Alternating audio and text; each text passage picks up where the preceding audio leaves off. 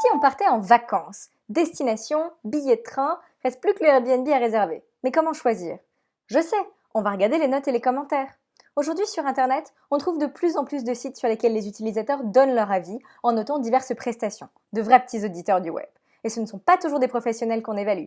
Parmi ces sites, on trouve ces fameuses plateformes de transactions entre pairs, des structures digitales qui organisent la rencontre entre l'offre et la demande, sans transfert de propriété, qui constituent leurs utilisateurs en communauté.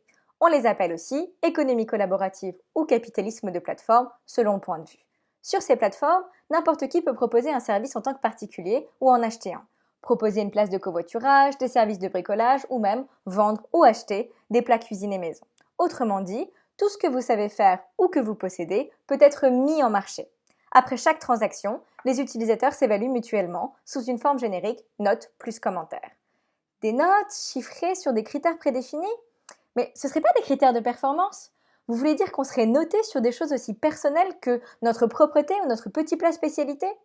C'est là qu'intervient Michel Foucault et son concept de biopolitique. Pour lui, la biopolitique, le gouvernement de la vie, caractérise le gouvernement d'une société néolibérale comme la nôtre, dans laquelle chaque individu raisonne de manière économique comme un entrepreneur de soi.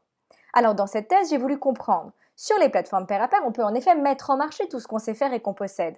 Mais si vous avez déjà utilisé une de ces plateformes, vous savez que vous y êtes appelé un membre au sein d'une communauté et que c'est souvent en référence à cette communauté que les plateformes tirent les prix à la baisse ou encore justifient la participation bénévole à l'infrastructure de contrôle par l'évaluation.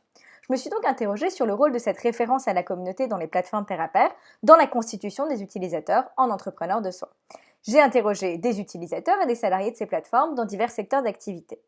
Premièrement, en regardant le système de contrôle par les évaluations, je trouve que les utilisateurs sont encouragés par les plateformes à créer des profils qui permettent de se montrer à la communauté et de prouver leur authenticité, ce qui fait de la plateforme un lieu de valorisation de soi pour les utilisateurs.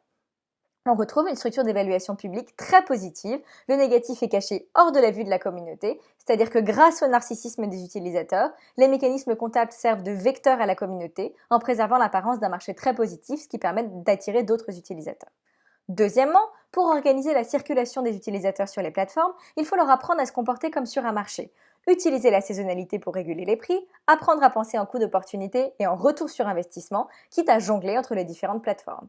Par des mécanismes comptables de prix et d'évaluation, les utilisateurs apprennent à se transformer en actifs. Finalement, cette thèse montre comment communauté et marché se renforcent, à l'intersection des deux se crée un espace calculé et calculant. Alors, touristes ou entrepreneurs, pensez-y la prochaine fois que vous réservez vos vacances.